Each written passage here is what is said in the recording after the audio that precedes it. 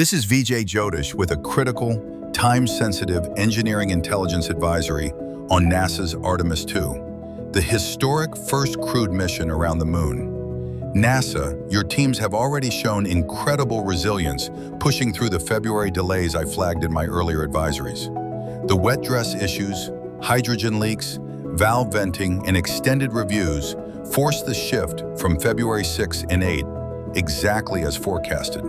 Now all eyes are on March 3, 2026, from 5:30 p.m. to 7:30 p.m. Eastern Time. This advisory is laser-focused on that exact window. I'm laying out the layered technical risks ahead based on everything we've seen from SLS Orion history and the recent rehearsals. My goal? To help you see the pressure points clearly so you can decide, go the hard way with pure grit or the smart way with an extra edge. Let's break it down. Section 1, quick mission recap. Artemis II, Space Launch System, SLS, Block 1 delivering massive thrust with core stage cryogenic tanks holding over 700,000 gallons of super cold liquid hydrogen and oxygen, powered by 4 RS-25 engines and twin solid rocket boosters.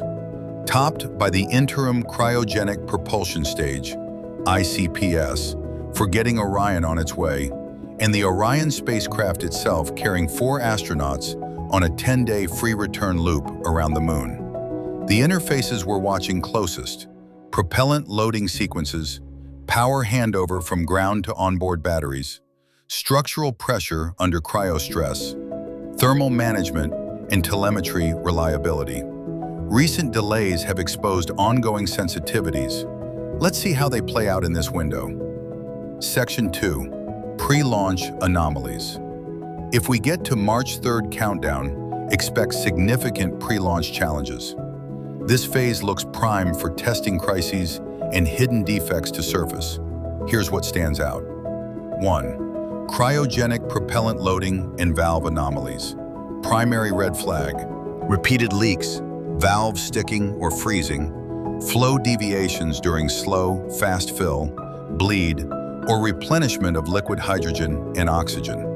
Thermal gradients could force multiple warming cycles, hardware adjustments, or umbilical reseating. Exactly the kind of issues that scrubbed recent rehearsals. 2. Structural, pressure, hatch seal anomalies. Core level threat, sudden microcracks, seal degradation, or pressurization inconsistencies in hatch assemblies, tank domes, or high-pressure lines. Valve venting during checks, requiring retorquing or repressurization. These hidden vulnerabilities often stay quiet until cryostress hits hard. 3. Electrical and avionics subsystem anomalies. Intermittent bus undervoltage, wiring faults, false warnings, degraded telemetry or comms dropouts. Potential cabin lighting loss during the critical Orion internal power switch, visible to crew and ground alike, often forcing holds. 4. Bureaucratic and review holds. Extended data reviews, safety polls, or management scrutiny as anomalies emerge. Likelihood of significant pre-launch anomalies in this window. Very high, 85 to 95%. This isn't a smooth run-up. It's a phase that demands exhaustive testing and discipline. Section 3, likelihood of launch. So, will Artemis II lift off on March 3rd?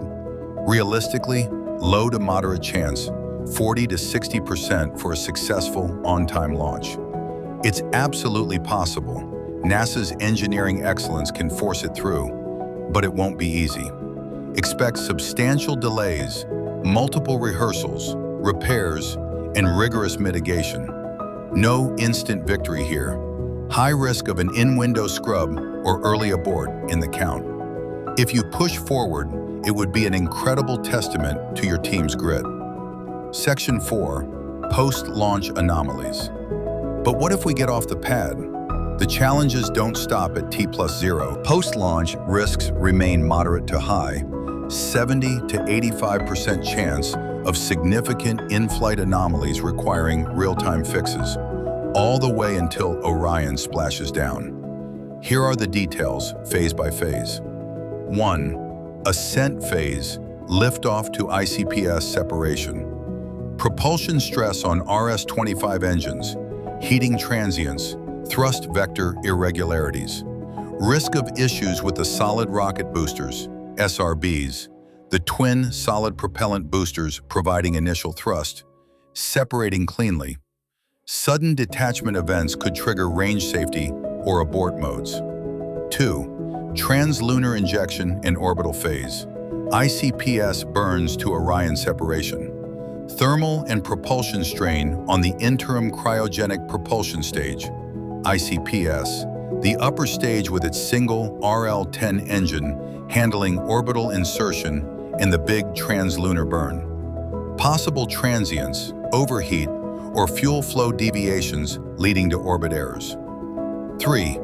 Lunar flyby and deep space cruise, cabin and life support oddities, environmental control and life support system, ECLSS, deviations like CO2 scrubber issues, humidity swings, or suit interface leaks, sudden solar array or comms problems, navigation glitches from avionics.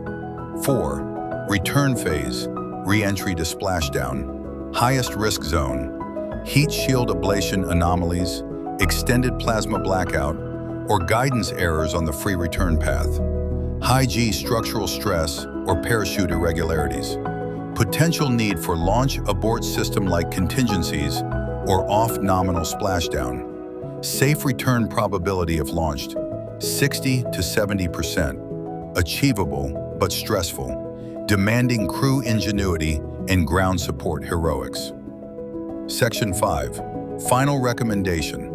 NASA, you can absolutely make Artemis II happen in this window, but it will take everything you've got: exhaustive testing, unbreakable discipline, and wise calls at every turn.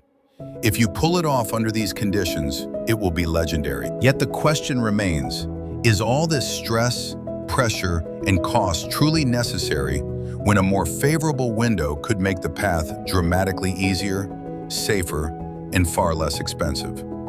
Millions are on the line with every delay or scrub: extended ops, range time, crew quarantine, rework. The Smart Play combines your world-class engineering with precise Muhurtha alignment to pick the optimal slot. It's not either or, it's both and for maximum success and savings. NASA teams, I admire what you're building for humanity. This advisory is here to help. Reach out anytime. I'm ready for confidential consultation. Subscribe for real-time updates as we approach March 3rd. Drop your thoughts in the comments. What concerns you most about this window? This is Vijay Jyotish, Engineering Intelligence for Artemis II. Let's get this mission to the moon and back safely. Stay vigilant.